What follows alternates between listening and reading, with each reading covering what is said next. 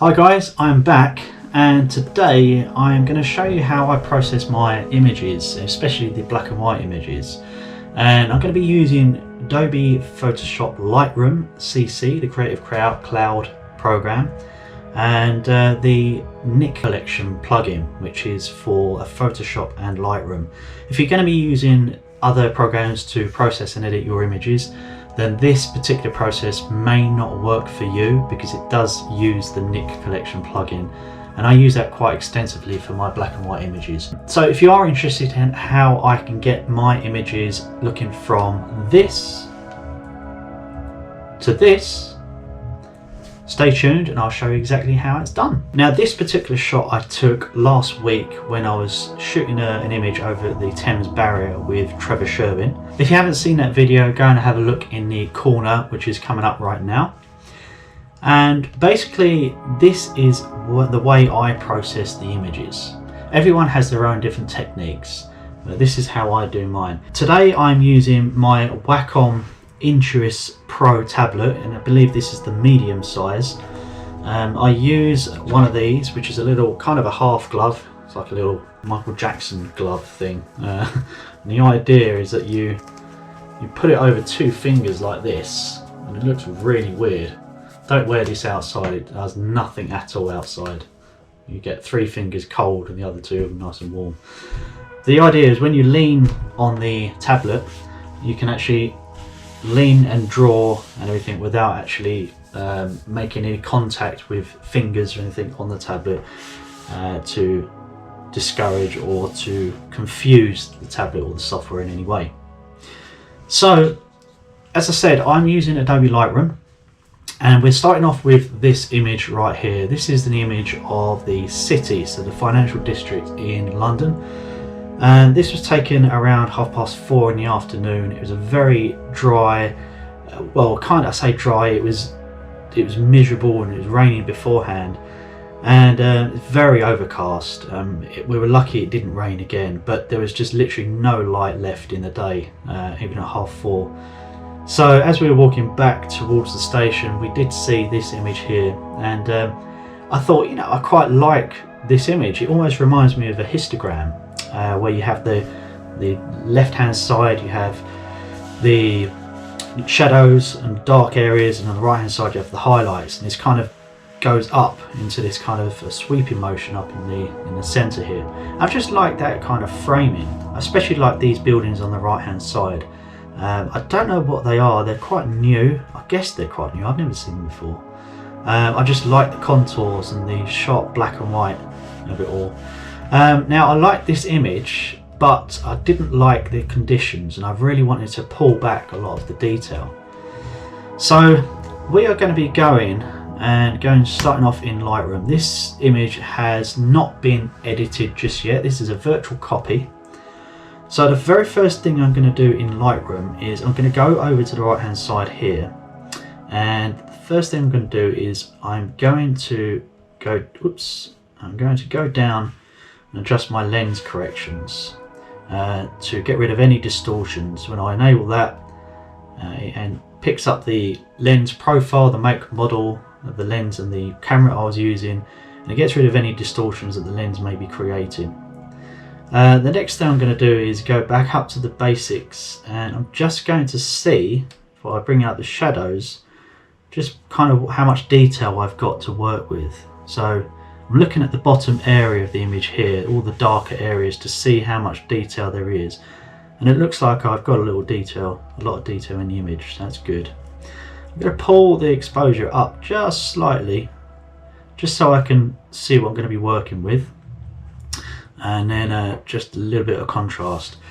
Now, before I do anything else, I am going to just correct any kind of splodges. This was a plane, I believe, that was just taken off from City Airport. I'm going to get rid of that plane by using this one. This is a spot removal tool, and I'm literally just going to click, and it references another area near it and paste it over the top, so then I don't need to worry too much about getting that out by hand. So the idea of this is I want to smooth out this water here. I believe it was a 2.5 second exposure, shot at ISO 50, 143mm at f11. And I'm going to smooth out this water here because it creates no detail whatsoever, or no subject matter in the image whatsoever at all. It's not doing anything. And also the sky is not really doing anything at the moment, but I'm going to see how much detail I can actually pull back. So the first thing I'm going to do now is to right click the image. Whoops, we want to redo spot removal. I'm going to right click the image, edit in Silver Effects Pro 2. So Silver Effects Pro 2, for those of you that aren't aware, is part of the Nick collection, and I believe it's now free again. It's changed hands many different times. Google owned it once, and then someone else bought it, and then someone else bought it. I unfortunately had to pay for it. This was many years ago, but I do believe it's now free, which is good. And it's just a plugin. It's an add-in for Lightroom and Photoshop, and it allows you to add some various different things and techniques to your image without actually doing it in Lightroom. It can also pull you some presets on the left-hand side. So if I scroll down now, it gives me various different presets: full dynamic range, full spectrum, spectrum inverse, fine art process, fine art high key framed, and so on. And there's one nice little thing here. It's called silhouette. Now I've never used silhouette. I've just caught my eye. Different, but it could be useful in various other situations. Full contrast and structure is kind of the look that I'm going for, but I'm not going to start off with that. I'm actually going to start off with a fine art process. So it's kind of flattened everything out, which is fine. And what we're going to do is, over the right hand side, we're going to use these things called control points. And control points are basically like anchors. If I click somewhere here, it gives you some options to use. And if I slide up and down the top one, it gives me the size of the control point. Then you've got brightness, contrast, structure. And then you've got amplify whites, amplify blacks, fine structure, and selective colorization.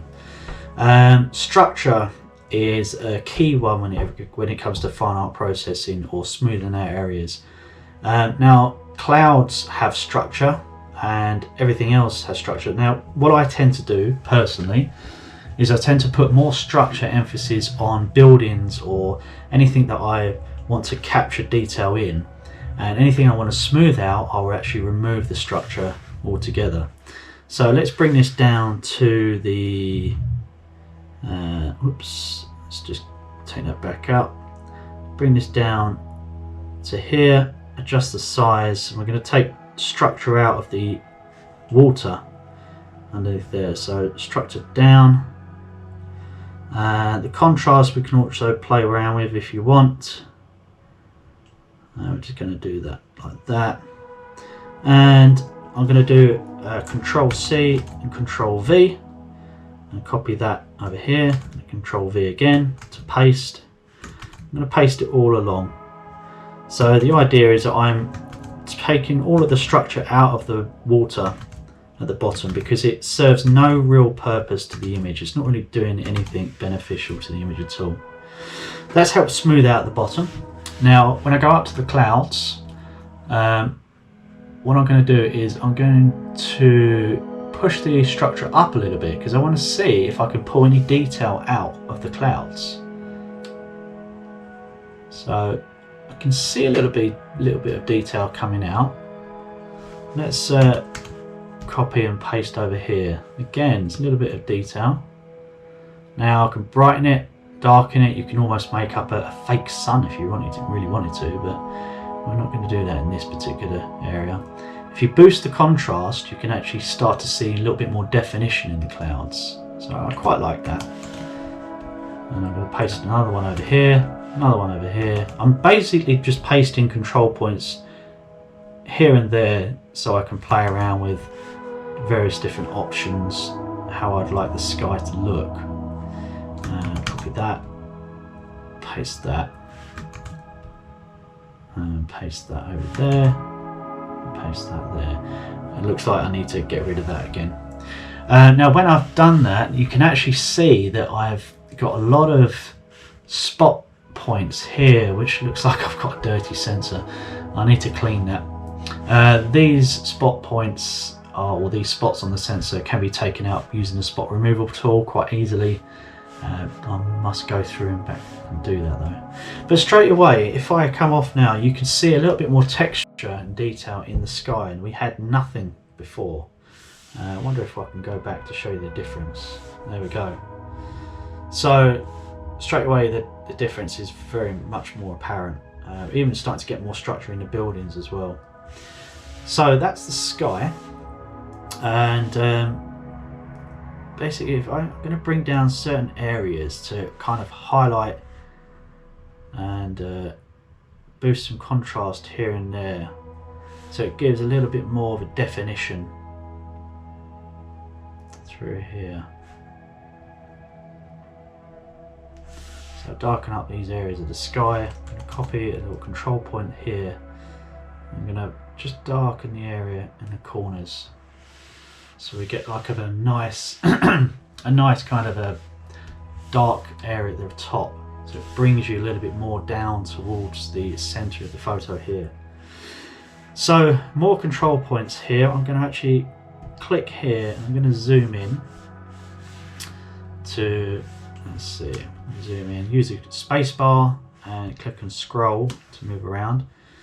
And this particular shot here, or sorry, this area here, I am going to put a little bit more structure in the buildings, because buildings are sharp edges and they have a lot of detail in them. We want to show that in our images.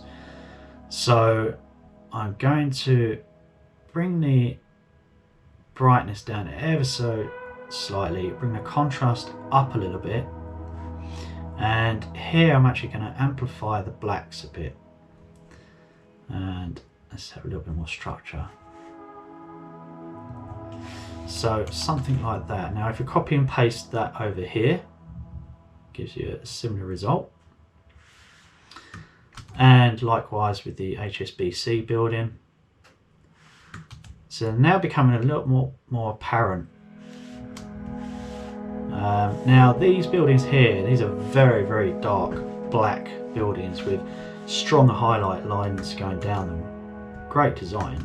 I'm not quite sure what the buildings are called, but if anyone knows what these buildings are called, please comment in the comments below.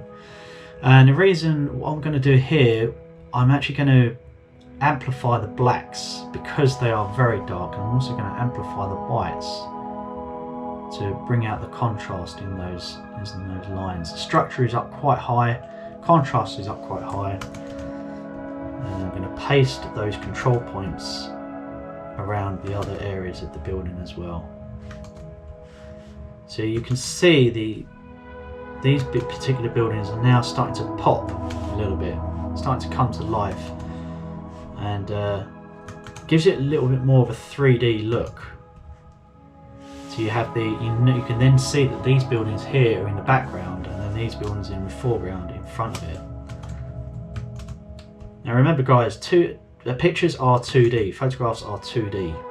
So by doing some of this and exaggerating some of your areas of contrast, highlights and shadows, you can make your images more 3D looking.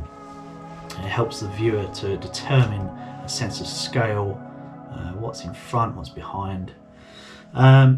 This area all around here, there's a lot going on, but it is pretty flat, so we want to try and do the same thing here. We know just by looking at this State Street building is in front of the Canary Wharf and the Citibank building, but we want to basically separate the two instead of blending into one colour. So how do we do that? Well, we can use the same method as we did over here. We can amplify some blacks to kind of pull it forward a little bit. So what we're going to do is paste a control point over here, and I'm going to just darken it ever so slightly with the brightness. Something like that. These buildings are situated slightly further back, so I'm going to just resize that control point, and I'm going to raise the brightness to give a little bit more of a 3D look. I'm not going to amplify the blacks on that because it's further back. So I'm going to just take that down a bit, take the whites down ever so slightly, and the contrast ever so slightly as well. I'm going to work on the Canary Wharf here. So as you can see, putting some of these images together is not just a few clicks and away you go.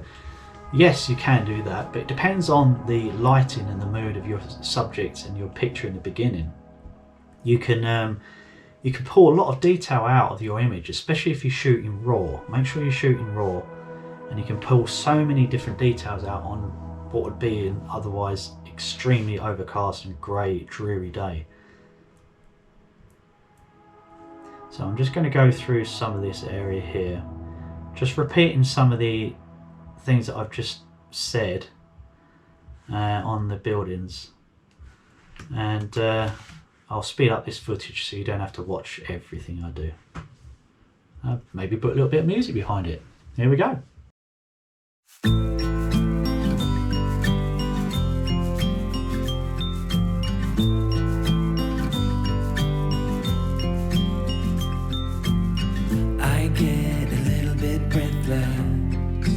Thoughts are too big. Can I get some comfort, please? I guess I should have been honest. A break to my heart. It's weighing me down, baby. I'm like a river that's overflowed. The sooner you know it, the less do we hurt. Let me speak the truth. Face it, you think it's too late, but I can see past the rain. Won't you lay it on me? Turn the page and burn it. Let's make up a big bonfire on the beach with the stars as our light. Throw our problems in the flame. Throw our problems in the flame.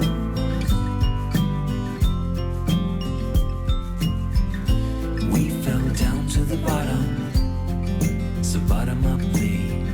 We're gonna get over this. I see the smoke in the mirrors. I'm holding the key.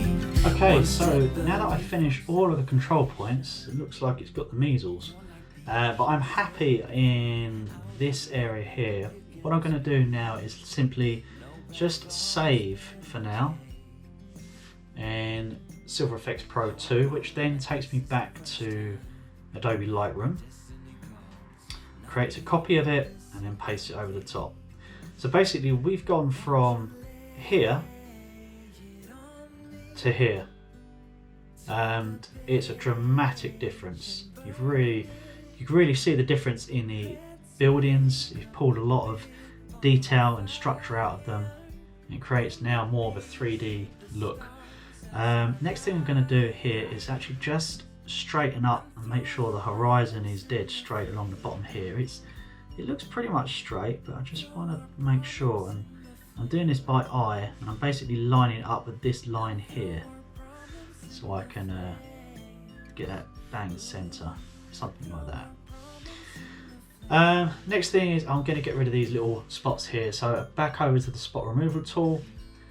So just a brush size, that's fine, and I'm going to just highlight and click in these areas here. One there, one there. I'm just going to make the brush size a little bit bigger, something like that. And I'm just doing one click, and then it references a point somewhere else and pastes over the top of it. Very clever stuff.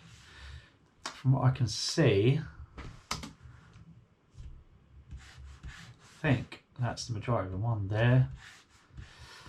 And yeah, I think that's about it there. Okay, so I'm going to say done on that one. Just spotted that one there as well. Let's just get rid of that.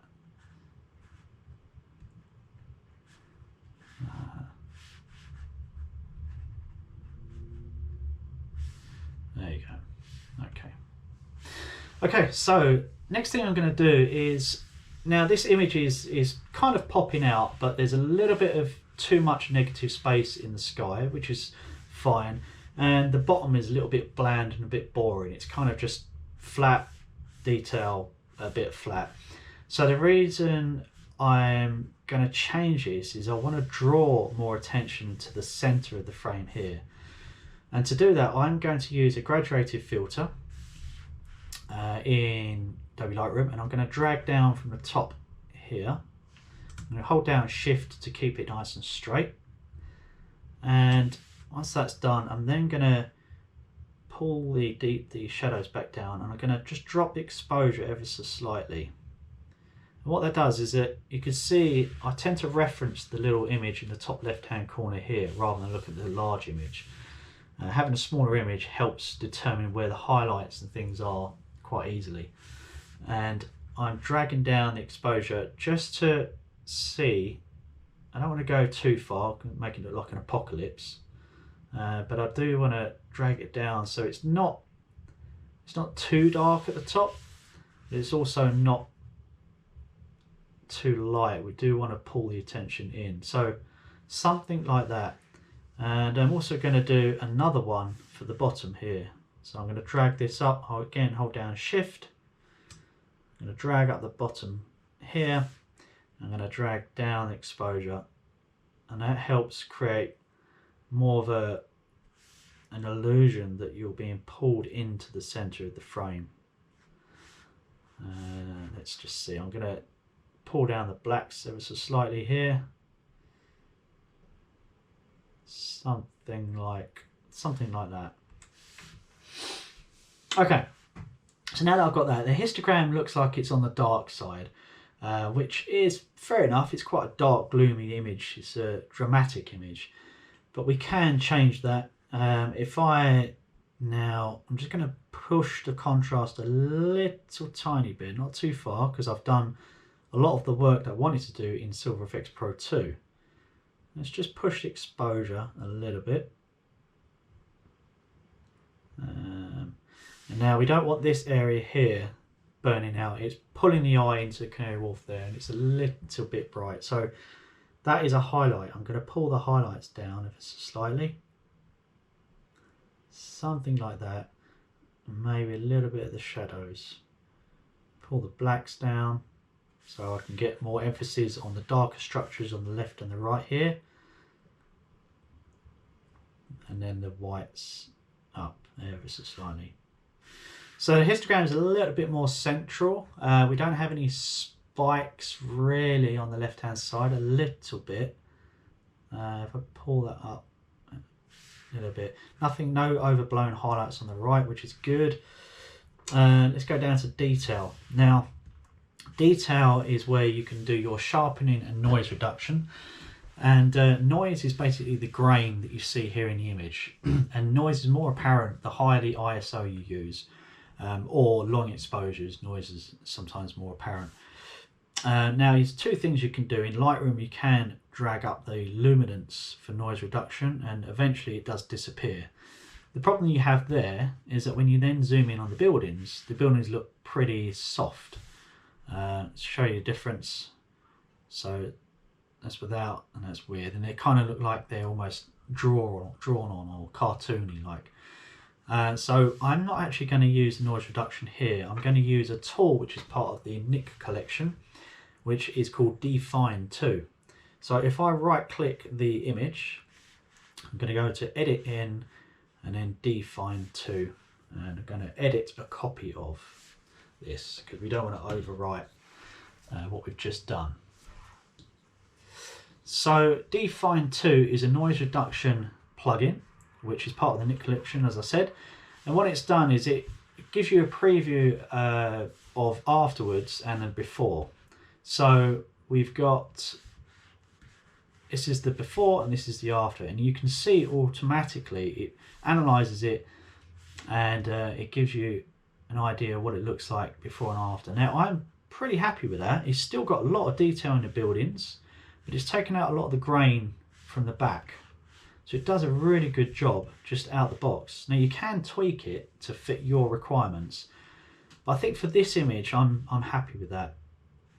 So I'm actually going to just click save now on the automatic profile.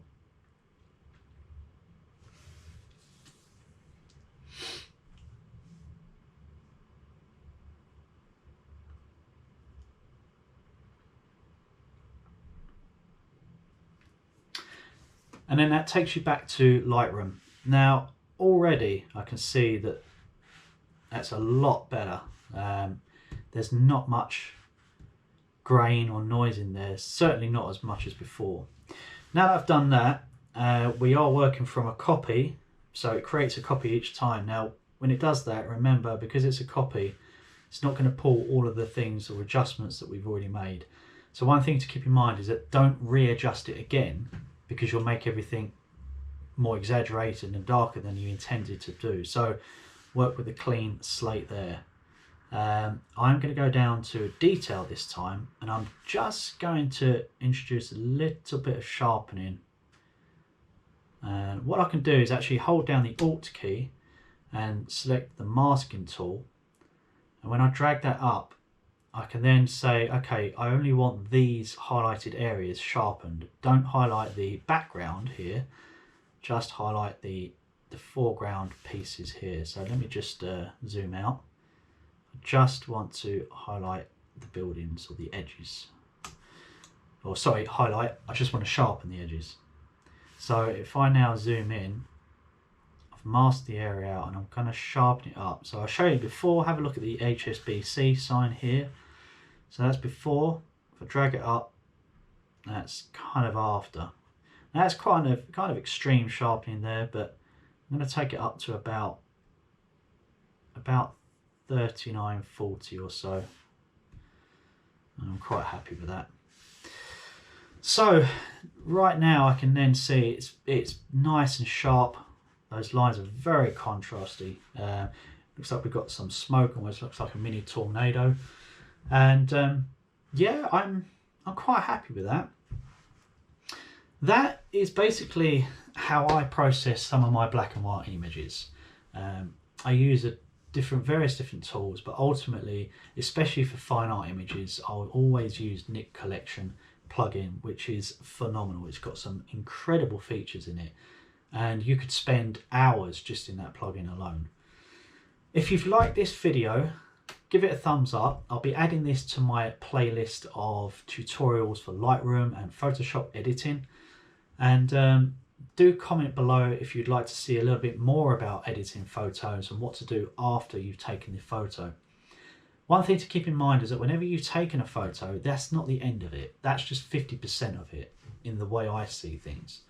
Processing techniques are becoming more of a thing now, especially with Instagram and people using their phones more. They tend to take a snap and then they'll edit quite a lot of it. And editing doesn't mean just manipulating an image. It means putting your own stamp on it, your own artistic tweaks.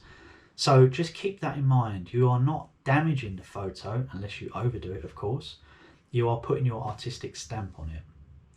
If you was to put 5 artists all in a row and you was to tell them to paint an image, I guarantee all 5 artists will paint the same looking image, but they'll look very different because they've all got their own techniques and style. So just keep that in mind. This is my style putting onto these images here. What you do may be slightly different. And what I'm showing you is just a basic technique of how I process and little tips and tricks that you can use. This is a prime example of what I'm talking about. So last week I mentioned I took this photo down by the Thames Barrier in London with Trevor Sherwin, and this is basically my idea of how I wanted the shot to look. Yes, it was overcast and it was dark and it was gloomy, but basically this is how I perceived it, and this is how I ended up with this image. I was putting my own technique, my own spin on it. Now compare this to Trevor's photo here. You can see that there is differences. Trevor has gone for a very minimal look, and I believe this is more of his style, and I love this photo as well. I don't believe one is better than the other. They both have unique features, and it just goes to show that both photographers in exactly the same location can actually end up with two very different images. I do think Trevor's photo has got a nice long exposure on it, purely because it was a long exposure. I was still getting to grips with my new camera, and I think my exposure wasn't as long as his, which is why the sky and the water is more smoothed out in his version. But have a look at them side by side and tell me what you think in the comments below. Which one do you prefer? And there's no right or wrong answer when it comes to photography. It's down to your own perception, and that's what it's all about. I hope this has been helpful. Be sure to give it a thumbs up, a like, a subscribe, do whatever you need to do, and follow me on Facebook and Instagram. And I hope to see you again soon. Bye bye.